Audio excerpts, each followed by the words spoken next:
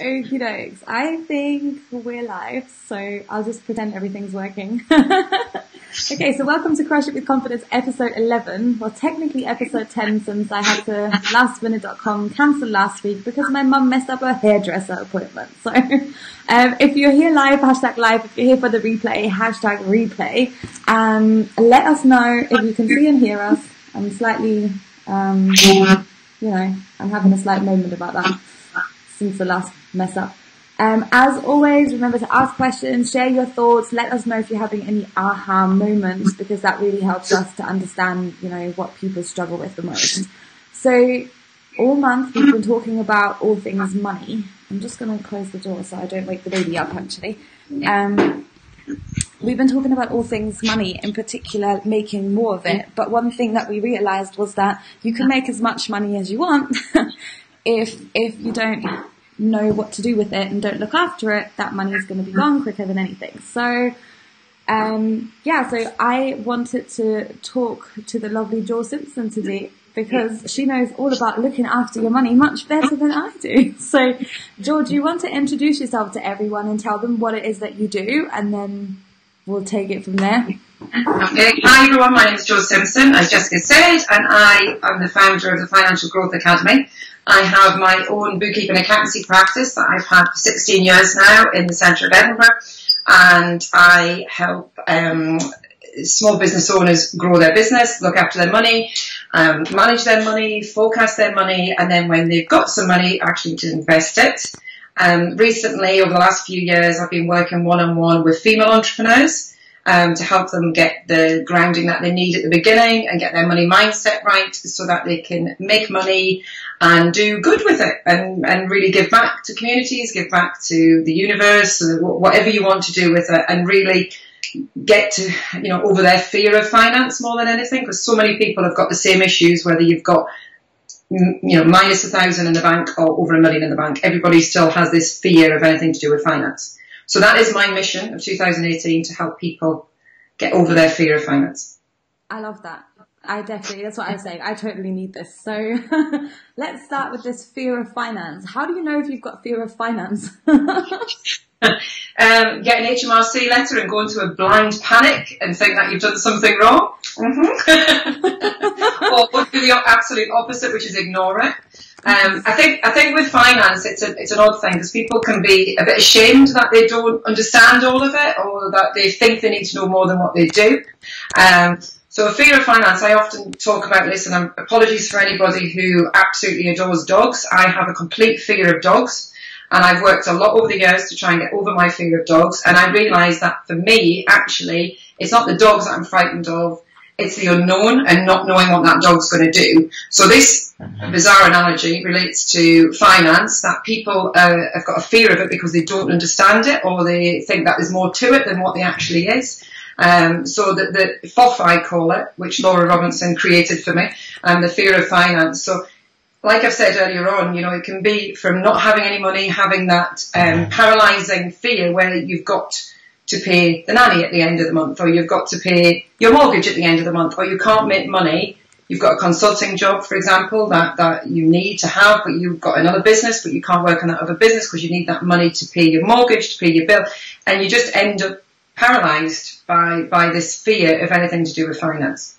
So that's what I mean when I say fear of finance. And again, I keep stressing this, it really doesn't matter if you've got no money or loads of money. Everybody has a bit of fear in them. I still do, and I do this for a living. Oh, yeah. So I still worry, about the future, about what you're doing with it. Are you doing the right things? I've been going 16 years, so I went through the recession, where most of my clients in 2008 were in the housing building industry. And seeing people who've gone from being multimillionaires to nearly losing everything really made me realise that actually fear can be crippling, and it's how you get out of it and putting the systems in place. So that's the fear of finance. Yeah. Where do you think, apart from not understanding it, does it come from? Because I find that I understand enough, I think, to know what I'm supposed to be doing, but I'm still quite happy to dig a hole and to get in it, not just stick my head in it. I'll just disappear in the entire hole, because I don't know why. I know. I think in the UK particularly, which is changing a lot. I'm not going to bore you, but everything's going digital and it's all going to be real time, which I think will actually really help people. Because in the UK, you've got, if you're a limited company, you've got your annual accounts. If you're a sole trader, you've got your annual self-assessment. And people tend to sort of scurry about after the event. So that's where I personally think the fear comes from, is that people don't proactively plan. They don't put a plan in place for what they want to make. Can they make money? That's my other big thing. Can they actually make money? A lot of people are making money and don't realise it. A lot of people are not making any money and losing money. And knowing where you're profitable and what you're actually targeting your business to be and what you're actually going to do with those monies when you get them, that'll banish a lot of that fear. But I think because of this annual thing that we have in the UK, the amount of people that I work with or come to me and get recommended to me after they've actually, the tax year's ended, or they're not putting I call it the financial success path in my club, which is, get the groundings done. And it's really simple. I'm not talking about going with Xero or going with QuickBooks or any of those, complicated softwares. I'm talking about just getting the basics done. Can you make money? How are you going to make money? And then what you're going to do with that money when you've got it. Yeah. But yeah, and I think so many people have it because either one, they might not understand it. Two, they're embarrassed because so many people are embarrassed about money, and they don't like to talk about money. I love talking about money, but even my best friend, who knows absolutely every single thing about me, hates the fact I know what she earns because I do a tax return, and she hates that because people don't. It's an odd thing. Everybody's It's the mindset. It's getting that whole banishing that fear, working out what the fear is and what actually is your fear. Yeah. And like you've just said, and obviously I know for you, it's more because it doesn't have to be done right away. So it's like that can be, there's more important things to do, like making money, doing the actual client work. So you can just put it off and put it off. But if you do that, hands up, I've done it myself, you can end up in such a pickle and not take advantage of tax savings or planning or, And then the day will come and Jo will say, "Oh, have you got a record of how many invoices you sent in the last X amount of months?" And I'm going to be like, "Oh, sure, I'll get that for you." And I'll do nothing for 3 days, the month before the baby's born or something like that. And I am a perfect example. And I didn't put this on my Instagram because I forgot because I was too busy, but I forgot to do my VAT return this quarter. I did it on time, but it was due on the Saturday the 7th, and I was doing it the night before because I still do my own accounts just so I can keep an eye on things. Totally forgot, left it all to the last minute and swore to my husband that I would never leave it to the last minute again. And I do it, and I do this for a living. Yeah. So I get why people put it off, and I get why people, but for me, I know my bank balance. If I work, I don't know if any of your group knows about Profit First, which is it's a system, it's an American system, but I've trained to become a Profit First professional in the UK, and they're all about working out what profit you want to make and then doing it backwards. And really knowing your figures every day, and not from an accounting perspective, knowing actually that you've got money put away for your tax, that you've got profit there, and then whatever profit you've taken, then after that you come up with your expenses. So yeah, it's just easy to put your head in the sand with money. I think it is, and it's something that really catches up with you super quickly, because I find that in the beginning, when you first start in the business, it kind of doesn't seem that important, right? Because you're not even sure if you're going to be making enough money to bother, because every country, I assume, is the same. They have a tax-free threshold to a certain extent. So you're freelancing, self-employed, whatever. So you're thinking, I'm probably not going to go over that free allowance that I have. And then it's like you're saying, you don't actually realize how much money you've made because you've spent that money in different places and it's gone, towards other things. And suddenly you're like, I'm not really sure. And then you do, like if you use any kind of software and it tells you how much you've invoiced in that year, you think, shoot. Yeah, I think I need to do something. And you mentioned the expenses, and for me, it's not knowing, so many people have things like, the one thing I'm seeing this year a lot of is that people are, subscribing to Convert Kits and Lead Pages and doing all these or different groups, and they're paying for all these memberships. And then when they realise they've got no money, they panic and close them all or cancel them all, and they're not realising what. So the other big thing I work on which is what I call ROI, which is return on investment. Yeah. So really knowing, instead of just panicking and cancelling everything and not paying anything out, is actually really knowing where you're spending your money. And it is, you've got to focus on the sales. You've got to know you're bringing in the money, particularly for product-based businesses. It's really important that you know the cost. So if I was going to sell this pen to you, that I actually know the cost to get that pen to you. Yeah. And a lot of product-based businesses don't do that.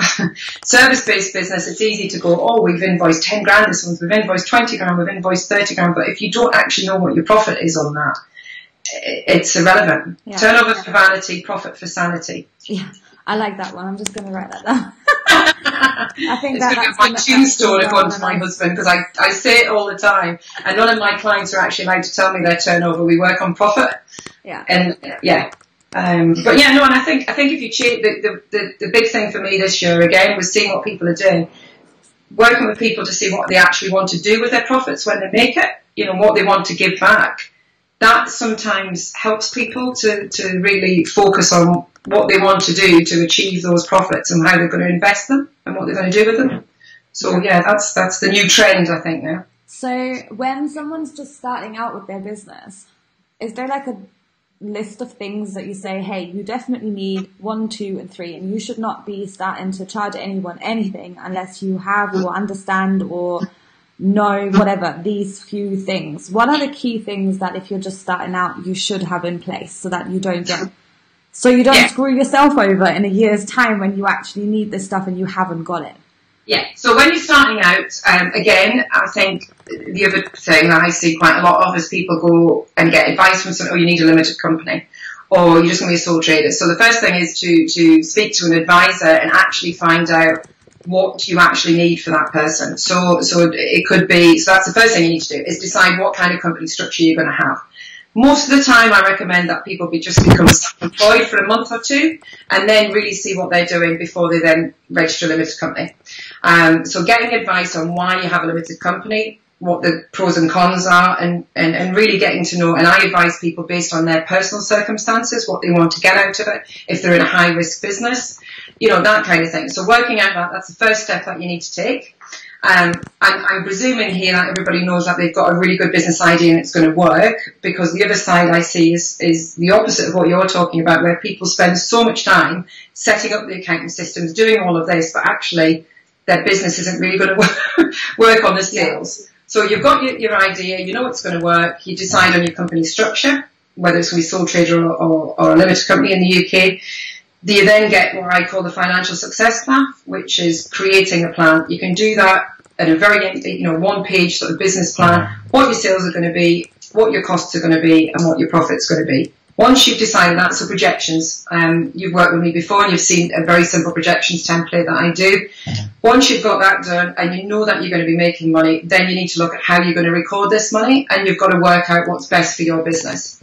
So, we've talked about this before. You've got 17 hats, you've got Xero, you've got QuickBooks, you've got good old Excel, and my favourite, because I'm old school, which is Sage, which I absolutely love, but people are not as into it as I am these days.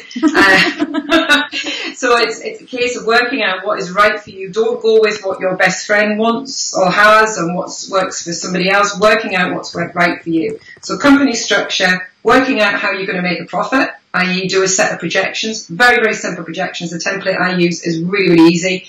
And then actually working out how you're going to record all your information.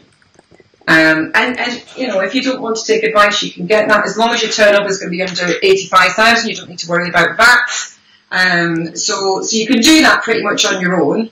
But again, it's worth your while getting an advisor or somebody who understands you and your business. Yeah, I can only second that, because one stuff that then gets complicated is that you work from home. So yes. Those are the things you don't, like, I can factor the simple things in. I understand how much I invoiced. I have receipts for the stuff that I paid for. So those basic things I can work out. But then anything that I'm entitled to claim beyond that, Lord knows. So yeah. Sometimes... Yeah, so if you work from home, you get what is called a remote, that's an example of something, which I call it remote office rent. And there is a very, very complicated formula that we work with people to work out how many rooms they've got, what their mortgage is, how much of the house is used for work. So an example of that is I have an office, as I'm not in it at the moment, I'm in my house. I have an area of my house designated to working, but the reality is I'm never here. So I've got to look at that and think, well, I've got an office, how much can I really claim for working from home? So I work with clients to work out how much they're working from home and come up with a figure that they can claim back against their expenses every single month.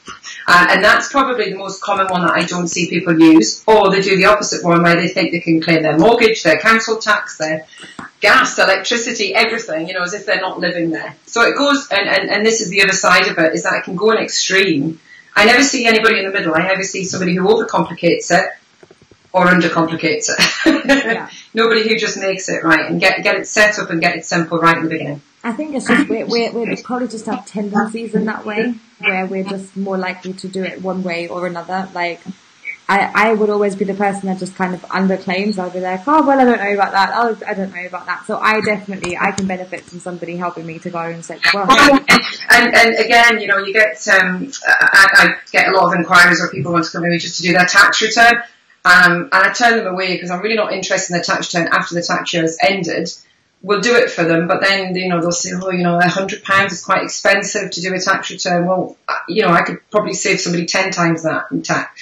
So it all goes back to that, having that mindset, what you want to do, keeping on the right side of the law, because that's the other thing that I feel strongly about in the UK. People don't realise the penalties that are involved now. If you miss your annual return or confirmation statement, it's now called, or miss your annual accounts, or don't do your self-assessment, after 3 months of not doing your self-assessment, you're up to £1,200, and they're non-negotiable now.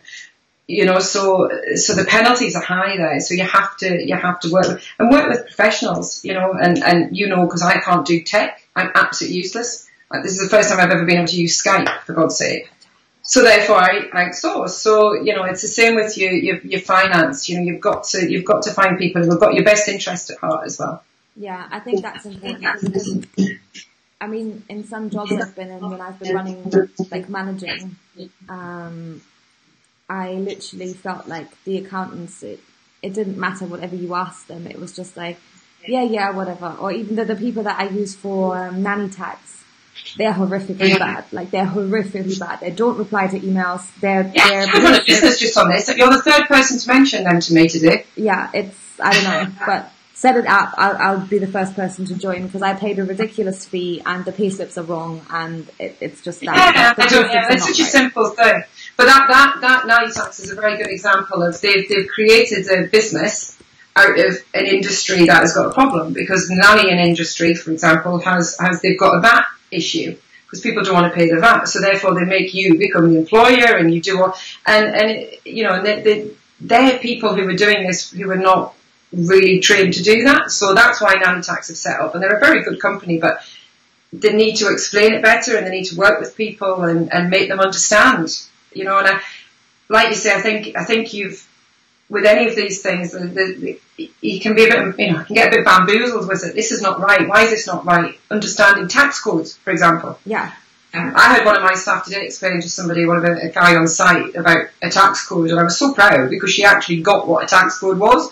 And I drum this in, these are young girls, I drum it into them to understand everything about it, because people don't. Yeah. I'm amazed at how many people don't actually know what the numbers on a tax code stands for. Yeah. But if you don't need to know them, why would you? Well, because if it's wrong and you don't realise it's wrong and it's to do with how much your tax-free allowances and whether you're married or not and all that good stuff, then exactly. you don't notice that's when you have a new job. Just mentioned there is knowing the overall picture. And I mean, I got a new client today and I said to her, I have to ask you, are you wanting another baby? Are you going to make? She was like, oh my God, I've just met you 10 minutes ago and you're asking me about my. But the person that you're entrusting in all of that needs to know all of these things about you, because it's the whole picture. Not just your personal, but your business, what you want to do with the money, which you've obviously mentioned earlier, is what do people do when they actually make the money? Yeah, I think that's an interesting thing to realise, because it's so hard when you're starting out and you feel like, oh, I don't have any money, and when I make money, then I'm going to do this and then I'm going to do that. But it's almost like there is a secret hole in your pocket that you don't know about, and right now, every time you take a little bit of money and stash it in your pocket, 10 minutes later it's fallen out somewhere and you don't even know. So when you don't have any of these systems in place and nobody keeps an eye on it, it doesn't matter how much money you make. I mean, I went from getting like a little bit of pocket money on top of my job to making enough to like support our entire family, but none of that is ending up in my bank account. So somewhere in between getting paid money and getting like paying myself, something goes a little bit screwy somewhere, and I'm like, okay, well, you know, we'll get this all paid here a little bit, there a little bit. So that profit first system, yes, can everyone implement that in their business? Yes. So the profit first system it's basically, it's a very, very simple system that you can make as complicated as you like. So the whole idea of profit first is that you think about what your profit is going to be. So you think of your sales. So have I got a sticker anyway? No. So you've got your sales minus your profit equals your expenses. So in a traditional business, myself included, you go, and you just talked about it. So you go, right, my sales for this month are going to be £15,000. Wonderful. But if your profit is going to be £50 at the end of that, and you've basically gone, your sales are 15,000, I've got enough to have all these subscriptions. I can go and pay for that shiny course that I've just seen on the internet I really want. Or I've made enough money to go and do this. Jessica, you know I talk about dieting a lot, and it's the same analogy with dieting. This whole thing is you've done really well, so you go and treat yourself. That's how people do it with business money, and you know, and what they're actually going to, they've done really well, so they'll go and spend it. Now, I'm contradicting myself here because I think you have to have goals. So if you want a nice car or anything like that, you need to make the money to do that, and manifest it and work hard, do all the other things. But what the profit first system is know what your sales is going to be, then work out what your profit's going to be, and then what you've got left is for expenses. So your profit is, so the profit first system is a very simple system of bank accounts, basically. So everything that you, twice a month, we put in a system with our clients through my profit pod, and twice a month, 10th and 26th, all your sales, so any of your sales, you take out what your salary is going to be, and your salary will be not what your salary has been agreed by your tax advisor, what you would need to do the job in your business. You then put your money into a separate bank account for tax. You then put other money into a bank account to pay your expenses, and then you've got money left, which is obviously your profit. So everything that you've got there, so the whole idea is you've got money put away for your taxes, you've got money put away for your operating expenses, and that you've got no nasty surprises, and you can start small, you can do sort of small percentages, and then the better you do, put more and more away. And the other big one that I like is hiding money. What, like in handbags? So not obviously from the taxman, which I would never suggest you do, but for example, putting money into an account that's really difficult to get to. So we all have, you know, I use Santander and I use Royal Bank of Scotland, and all my businesses are listed in Santander in one nice screen that I can use, but I see it all there. So if I need to pay something out of my business account, I go, oh, hang on a minute, I've got all that money in my savings account. I'll just, with one push of a button, transfer it up. So I actually have a Virgin business savings account, which I recommend to everybody because you get use of their clubs, their business clubs as well. So if you travel a lot like I do, you can go and use their clubs. And sorry, Richard Branson, although he doesn't own it anymore, their online banking is really difficult. So it's really hard to see your money. So therefore, you've got this secret stash of money that you can't really see until... Can't get to it. It's gonna, if your washing machine breaks, plan in 3 days to get your money. So I call it my Brucey bonus, which anybody who is in the UK will understand that. So it's having that bit of pot of money that you've got somewhere that you can actually, you know, have that when you need it, that slush fund, penny fund, whatever you want to call it. And so having secret money effectively that you can't touch. The other things like I don't know if people use it, is Moneybox, where it's an app that is a stocks and shares thing, and it rounds up everything you spend out your business. So if you spent $18.99, it would round it up to £20. And I actually looked at mine, and I've got about 4,500 with 5% interest in it, just over the years. So it's money that you're not really seeing. That's there if you need it. So that's the profit first system: accounting for your taxes, making sure you're getting paid properly, making sure you've got a profit, and taking that whole stress of money away. And we've all done it. I've got one business that I don't implement profit first, and literally every money that comes in goes out again. And that's the way it works. There's never anything left because I haven't set it all up. So, and I actually did that on purpose so I could see what the difference it would make on everything. That makes complete sense. I think it's a big mindset shift to how we work, because like we all think the exact opposite, right? So I get paid, I get money in, and I have my list of expenses, and I know that's going to go out. But the thing is,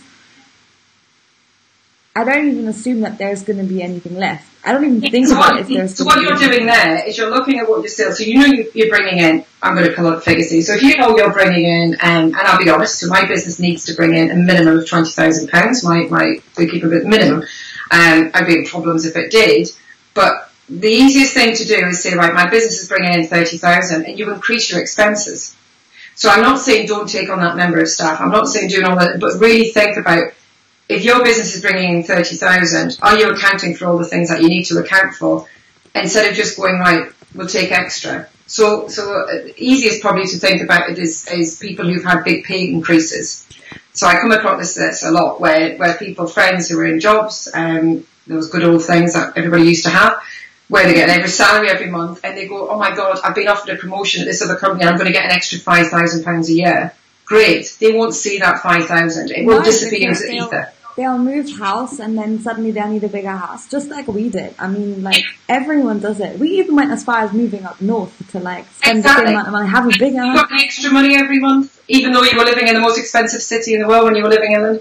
You know, so it's not in the world, in the UK anyway, but it's that mindset of you've got more, so you have more. So for me, for example, when I became quite successful in 2006, when I sort of made money, invested it, we straight away, well, let's get a bigger house. But why do we need a big house? That was more commitment. And then luckily the recession happened. I'm saying luckily because it made us not move house. So we don't need the big mortgage. We don't need to expand our expenses. And so many people, Denise Duffield Thomas talks about it, where you hear all these people who have made loads of money and then become bankrupt because they don't know how to manage it. Yeah. And they just create these lifestyles around having more money. That is a real version. Yeah, it's like what happens to lottery winners. I mean, if you look at the number of lottery winners who 10 years down the line still even have a penny of the money that they want.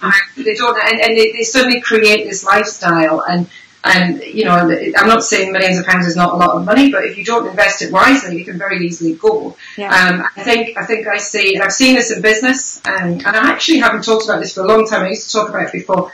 When people first start in business, they can get a lot of money in the bank account and get excited because it's not being taxed, or it's not being, and they go out, and I don't see it as much now, I must be honest, but I used to see, particularly men, would go out and buy the flash car and take the family to Disneyland and do all these things, and then the next year they didn't have the money for the tax because they were used to getting their money after all the tax.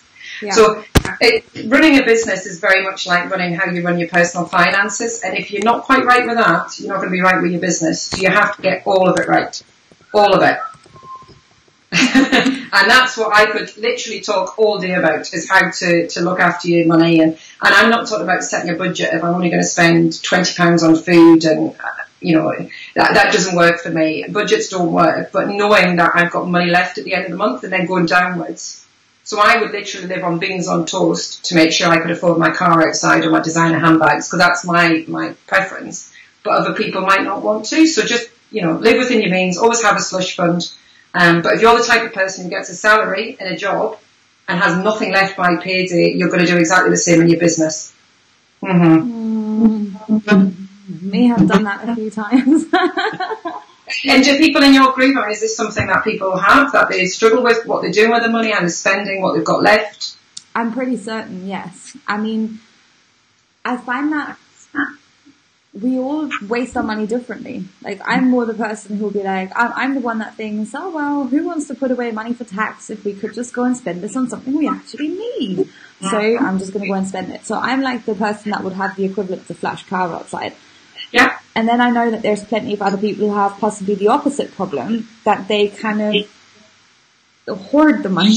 Hoard it. And then they have like a ton of money, but they won't get help. They can't, they reach a point where they can't make any more because they're actually stashing it away somewhere to never be used.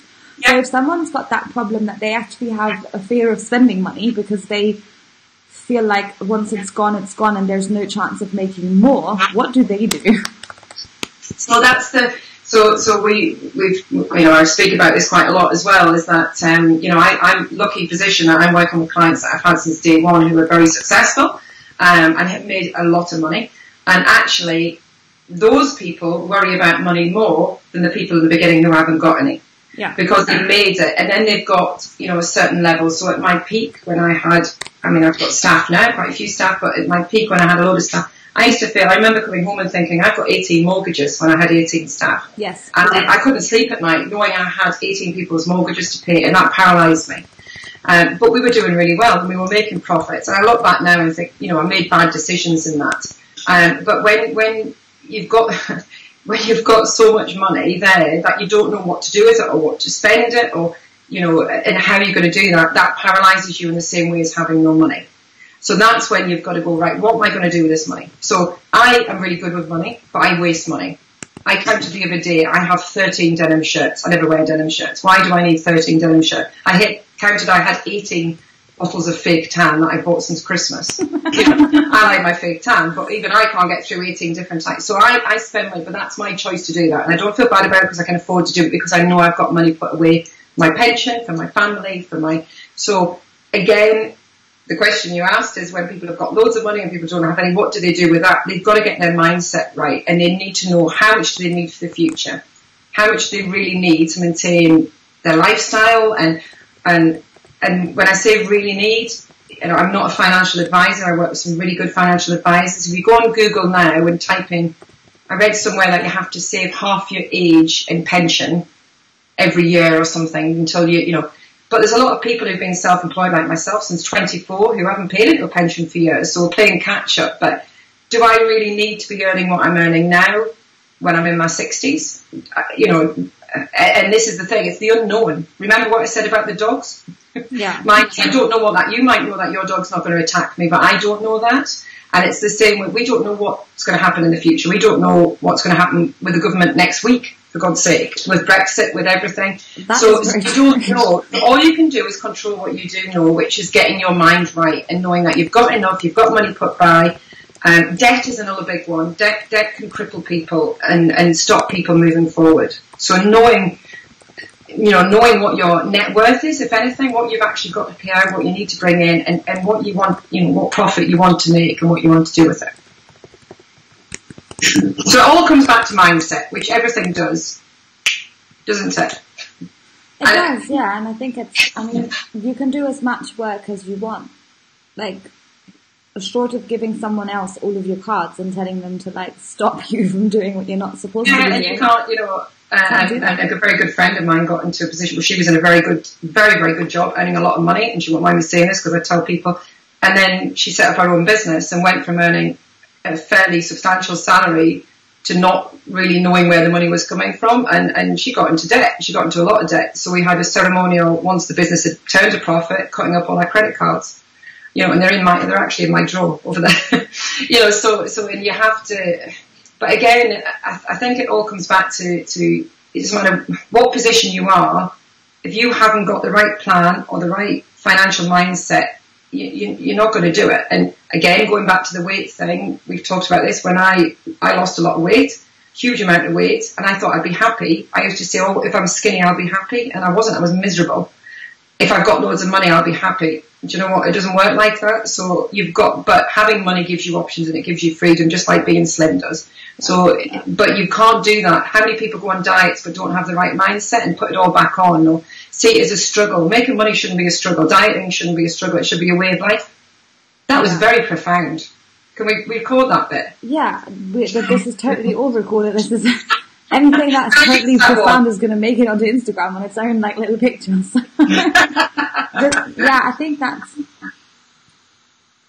I think it's approaching a lot of this from the wrong way. It's stuff that we don't like to look at. It's stuff that we particularly don't like to talk about. It's not I think everyone that I know that's been trying to sell products around finance or offer services around finance, they super struggle in comparison to others. So if you help people to make money, people are I'm all over that. But if you help people to look after their money, they're I'm not paying for that.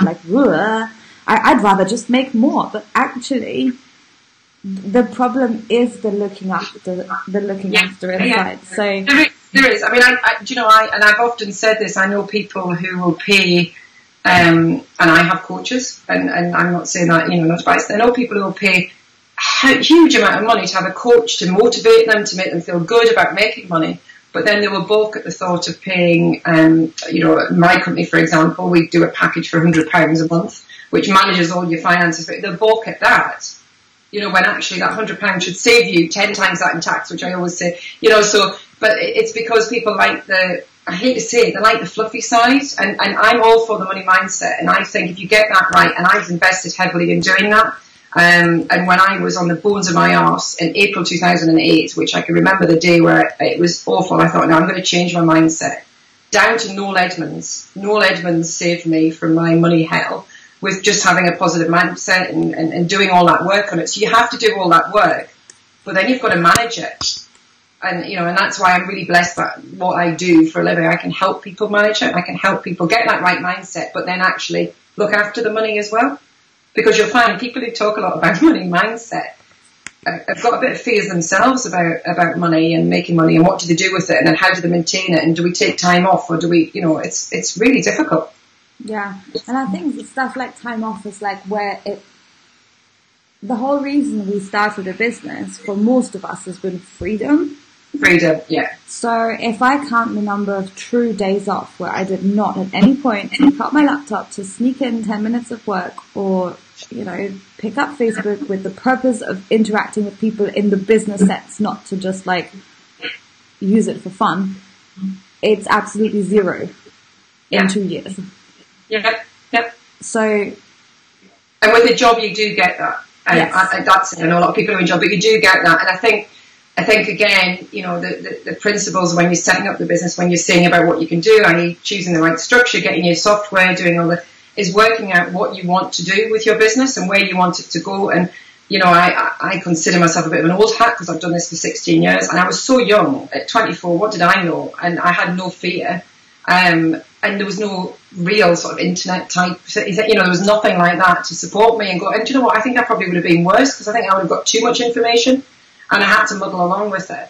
But the one thing that really changed and I've got several businesses, really changed my businesses was actually working out what I wanted each business to do, how I wanted them to grow, how far I wanted them to grow, what money I wanted them to make, and what I was going to do with each of the money in each of the businesses. So Profits and JK now are going to sort of my social responsibility fund, which I want to do to help teenage girls with money and help get their mindset right with money at an early age so they don't have these problems that we all have, and to really work. So that's what I want to do with that. But my other business funds my lifestyle and my nice car, my nice handbags and all the other things. So again, it's working out what you want. And not everybody wants to be the next Richard Branson or the next Michelle Moore. And I'm using her as an example because she's big in Scotland. Yeah. Not everybody wants that. Some people set up to do it for flexibility in the lifestyle, but it isn't. It's very, very difficult. I must admit, I'm very good at it. I don't go, as you know, I don't go on social media that much. I'm not really, I don't go out at night. I don't get sucked into it. And I'm very, very disciplined in what I do. But yeah, you don't get a day off ever.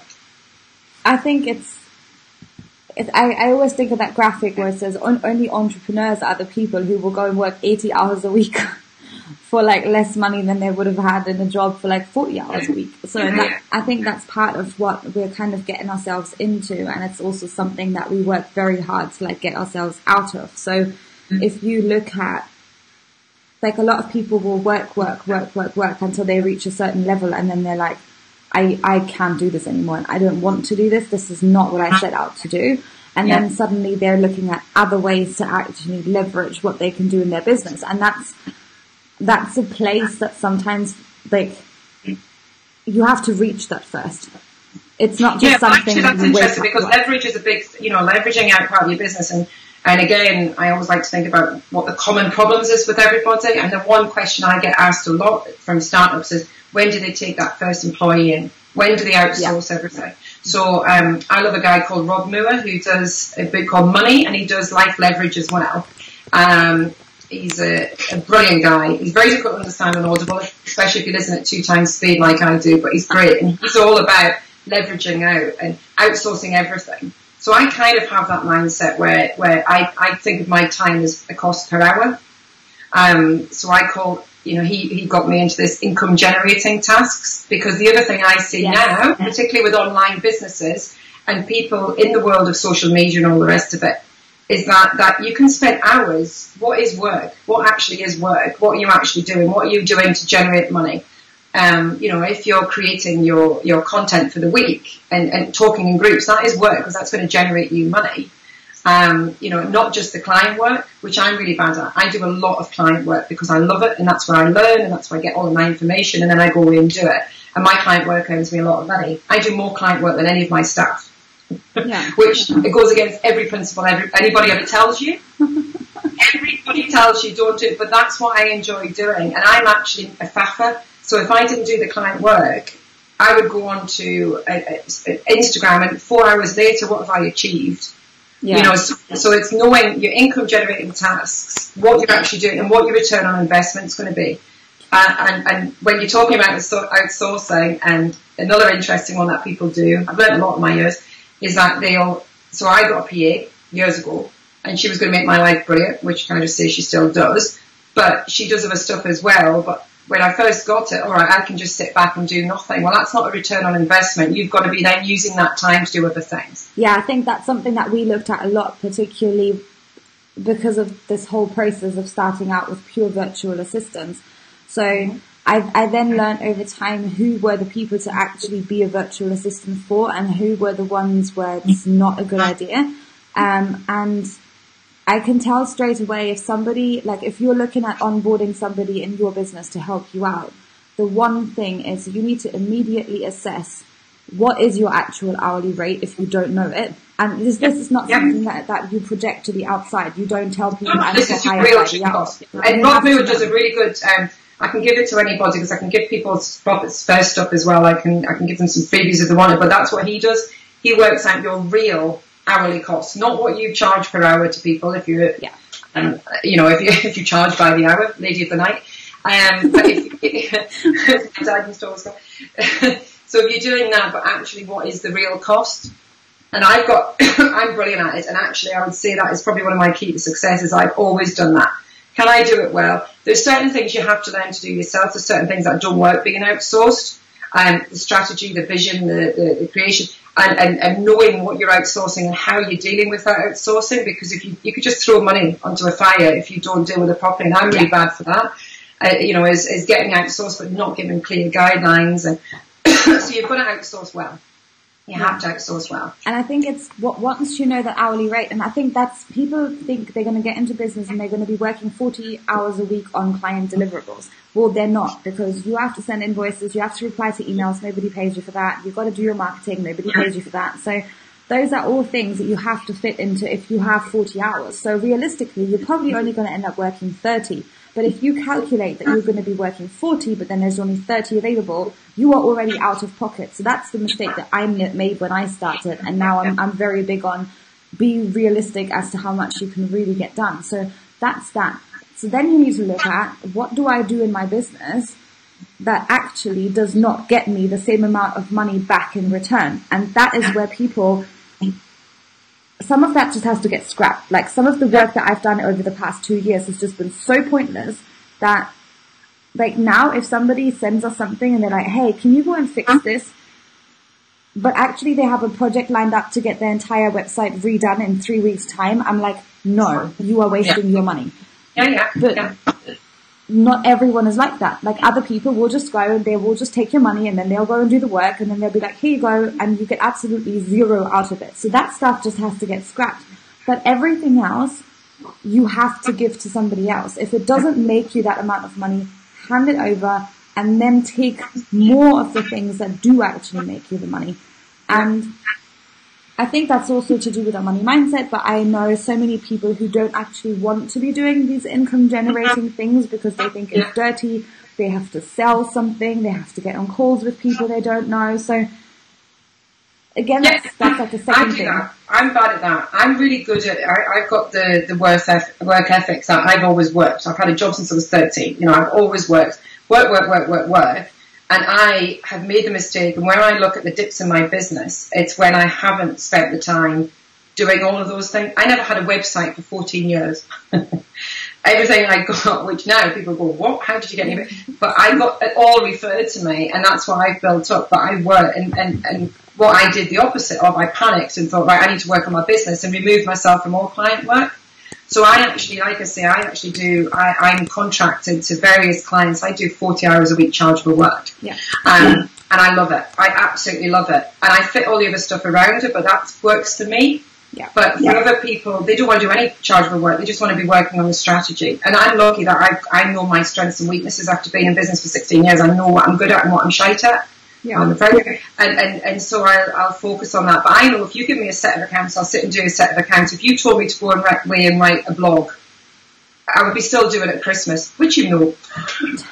I think we may go back a few Christmases at this point. But this is it. So knowing what you're going to do, and I've made money from actually doing the chargeable work, but other people knowing your business, knowing what you want to do, and when you are hustling, for want of a better word, how are you doing that, and how are you actually, have you got a strategy for that? Because I have found, and like I said, I've just gone into the online world. Most of my businesses are offline. Retail, builders, construction, people who are not sitting in front of a computer all day. And seeing how real relationships are happening and people are doing it. There's so much information out there. And actually, that's probably the biggest thing I've learned as well, is realising when I set up my members club, which, is just launching now, is that people just want the basics because they Google it and they get 1,000 things. They just want somebody to say, this is all you need. Yeah, and people don't want more knowledge. Like, that's what I keep saying. Like, if you're creating a course, or a membership, people are not buying it for knowledge. They're buying it because they have a problem and they need a solution. And you dumping 1,000 more items of knowledge on my plate in my head is already exploding. Like, I have the baby to think about. I have my personal situation, my childcare. Where are we going to go and live? Like, are we going to stay here? My business. That's exactly why it needs to be bespoke for you. Because if you don't have something that's exactly for what you want, like my rant is people who go and say, oh, you've got to use Zero, you've got to use QuickBooks, you've got to use all these things, but they don't work for everybody. They're not for everybody. So knowing what's right for you. Yeah. So, and that comes back to the 3 principles which you originally asked me, is what to do to set up right company structure, right bookkeeping software, and knowing what you want, having those projections. And the projections that I recommend people do are working out your real cost per hour and what you can outsource. And some people do. I mean, I read a book recently, or listened to a book recently. I can't remember who it was, but it was all about somebody who outsourced their job. They were earning 150 grand a year, but they paid somebody in China to do 60 grand a year. And they thought they were going to get sacked when the boss found out. But he was like, that's brilliant, that's genius, and don't do anything. And so he actually outsourced his job. Yeah, but that's the thing. I've met somebody through our mastermind, and Matt's awesome, but Matt has this thing, like the first thing he thinks of when you say something is, can I pay someone else to do that?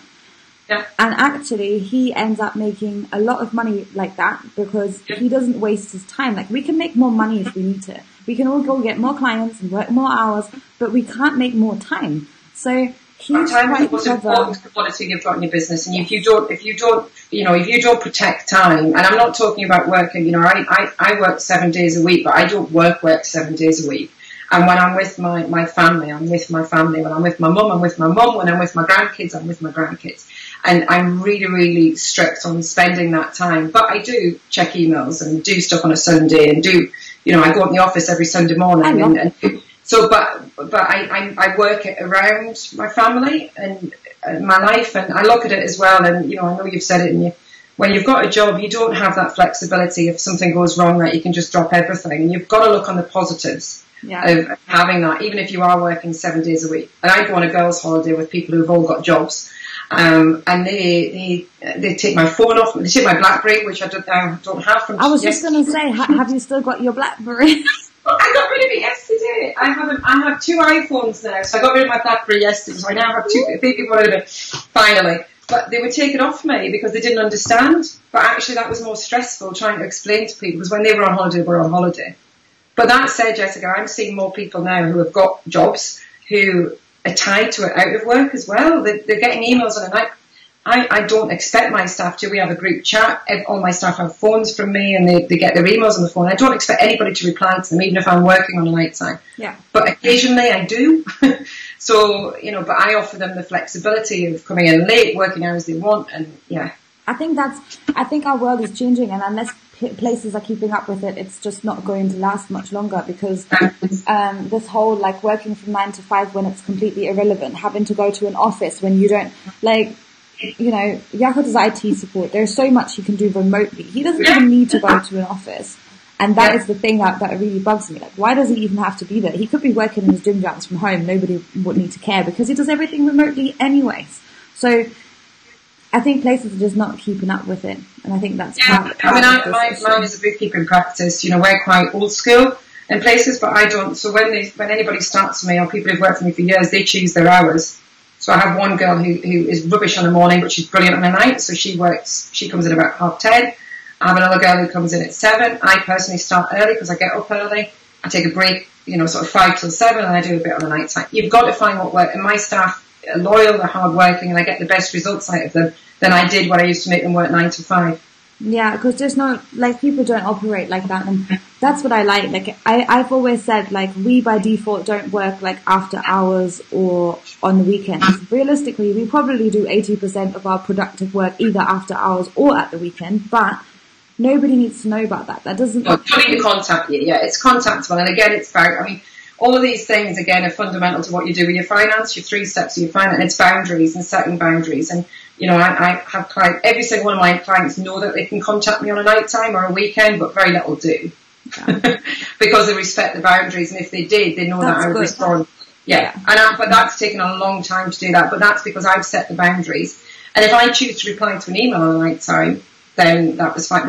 And it's interesting, I started working Sundays when I was looking after my mum on a Monday, and I would send emails to my clients, and then they were responding, and I thought, hang on, I'm not being fair on them, because I'm getting them to think about their profit and loss when they're about to sit down for their Sunday dinner. Yeah. So I now store all my emails, do all my work, store my emails, and it all goes out on Monday morning. Yeah. Because it's not fair, because I'm choosing to work, and then I would end up them emailing me back and things, and that defies the object of doing work. So again, it's boundaries, but boundaries come into the 3 fundamentals of setting up your business and doing your finances.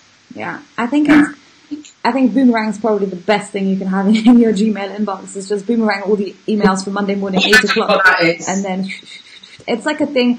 It lets you schedule emails inside Gmail. So you can send them now, but like you schedule them for Monday 8 a.m. So if you're working late at night and you don't want anyone to know, you just write all the emails, you set them up to send, and then they'll send automatically like the next morning. So if you're using Gmail, that's something that comes in quite handy if you don't want people to know. See, I do all that in Outlook, but I have them all set, and then I just ping them all on it. But all of these things, and I think that's the other side, is that finance and bookkeeping and accounts and all of these different things, you've got to have, if you're working with anybody, you've got to have somebody who understands business and have got a commercial mind, because they don't just, you can't just go and get somebody who's really good at marketing and really good at finance and having all these people.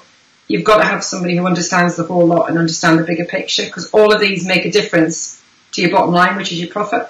Yeah, we all want more of that. So, one last thing before, because I'm so lovely, I've got to get on another call after this one. So, shiny object syndrome. So that's me. I have that. Yeah, probably for handbags and Blackberries, but I've suddenly developed a thing for courses, online courses, which I know I won't do. You were hoarding those. Have you ever done B School? Yes, I've done it now. And I loved it, and it was probably one of my favourite ones. So it's and for me, it's this. I need this in my life, and it's quite what these people are doing. And I don't know if this is any of yours, but they're really making you. There was one today. I'm not going to name it, but somebody who was an influencer on Instagram, and download your book, and then you've got all these sales funnels and all. And I'm all for it, and all, but it's very clever to make people feel like they have to get that then. And so for people who've got shiny object syndrome, it's really, really dangerous, because you can go and spend.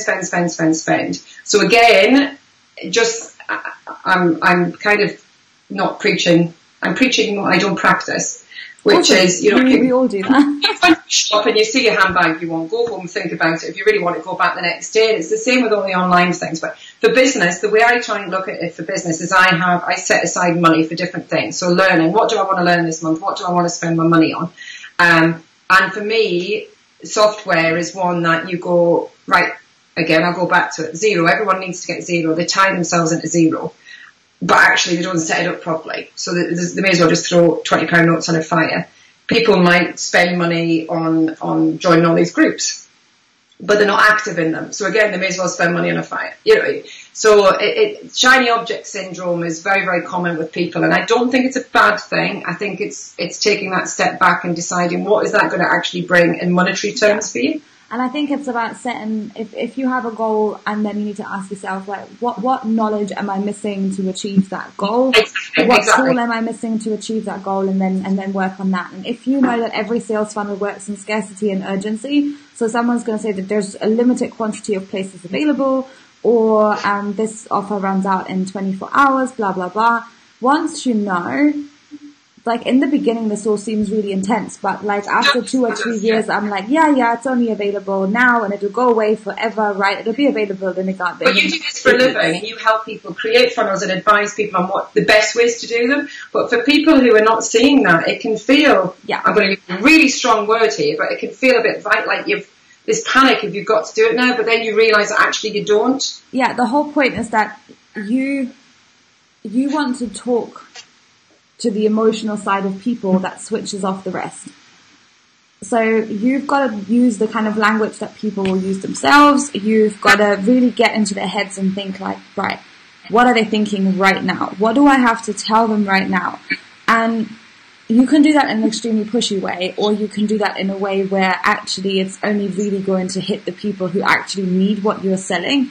And that to me is like what we try and work on doing. So like I've been through plenty of sales funnels now, and I look at it and I'm like, to be honest, it's a nice offer, but I don't, this doesn't seem directed at me right now. Like I'm not the person in that space that this is talking to. So yeah. But is it not again to what the person's comfortable doing? Some people I'm not comfortable doing, I want people to actually connect with me and work with me and know I'm not interested in somebody coming on board who really isn't going to put the effort into making money or doing all these things. I want people to work with me. So I really struggle, as you know, with the sales bit. I struggle with that because for me, I want them to be able to get me and, trust me. Yeah. And that's really important for my business. So when I get hit with it from the other side of business where you really don't need that trust to buy these things. And some of the things that I've been duped into by have been brilliant, have been absolutely brilliant. But again, it comes back to what we talked about with outsourcing and things. It's what you're going to put the investment in or what you're going to do. And if you're working with a coach, having clear guidelines, what you're going to work with that coach, what you're going to achieve, what time are you going to put into it. So if you're going to buy a course, if you're going to buy software. So what kind of shiny objects are you talking about when you're talking about shiny objects that people... Everything. Software, courses, the whole shebang. Anything that goes... It's not businessy, which you think that you desperately need for your business. Yeah. And again, you can, you can end up paying... I mean, when I first started in business, I paid £15,000 for my server.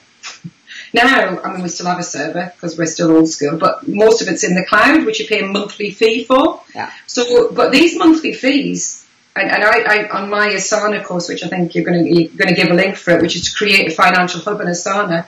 I've got a reoccurring subscriptions things in there, which gives you notices about when things are, due to renew. Really analyze what you're getting from it. Yeah. Really look at all of that. And I'm good at doing that. I look at all these things and I think, right, what am I getting from it? What am I achieving from it? What's my goals for that particular thing? Networking groups, you can spend a lot of money on these, but I mean, there's several networking groups that I won't name that I get referrals constantly through, even if I don't even step foot in it. I'm getting, which is brilliant because I've worked so hard to generate that trust in that support. So for me, the return on investment on them is tenfold, so it's worth it. Yeah, but there's other things that I don't.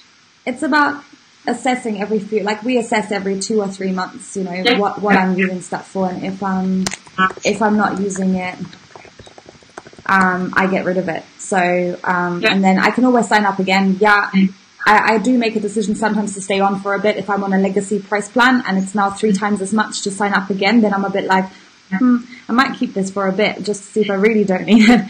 And sometimes they can freeze your account as well. Again, it comes to that money thing, and again, everybody's different. And that's one thing we all know. Everybody's very different. What floats somebody's boat doesn't float somebody else's. But I find that the more I spend on a course, a bit of software, I'm going to go back to handbags or an item of clothing, you know, cashmere jumpers. The more I spend, the more I look after it. Yeah. And the more I want to do it. The ones that I actually waste money on are cheaper stuff. So as part of to give you an idea, part of the course I do the free course I do for teenagers to help them think about money is, you know, you've got £100 to spend in Topshop. Do you spend £100 on a coat you can wear every day? Or do you spend £100 on 3 outfits that you'll wear once each? Yeah. You know, it's that whole principle of what are your return on investment if you're going to use a handbag that you're still using in 15 years' time, or you're going to buy a cheapy one that falls apart after a month. Yeah. And it's the cheaper things, that's what I see in clients, the cheaper things that all add up, where they think it's a no-brainer. It's $6.99 a month, $7.99 a month. You know, one thing I noticed recently is I'm paying for a Google storage, an iCloud storage, all these different storages when I have a server. Yeah. So do I need a Dropbox? All these different things. Do I need all of them? And the little amounts, but the little amounts always add up. Pennies make pounds. They do. So it's those ones that people tend to avoid and not really look at because they think, oh, it's $6.99 a month. What does it matter? But they add up. Yeah. Okay, so I've got to run because otherwise I'm going to be late. So I'm going to drop the links below to your website and the Asana course, and then I think that. If anybody wants to do any of that, I've got a Profit First Rocket launch, which is it's normally £99, but I give it to my clients for free. So if anybody wants that, if they get in touch with me via the website, then I'll send them a link and they can do that, which basically gives you the 10 videos you need to start Profit First in your system. Yeah, awesome. I'll drop the link to the website and to the Asana, and then they can sign up if they really want to get started with it. I'd recommend it. That's like my big thing is like avoiding the money stuff. So yeah. Okay, then I'll catch up with you shortly, and I will see everyone next week for the next show. Brilliant. Okay, take care. Thank you. Bye. Bye.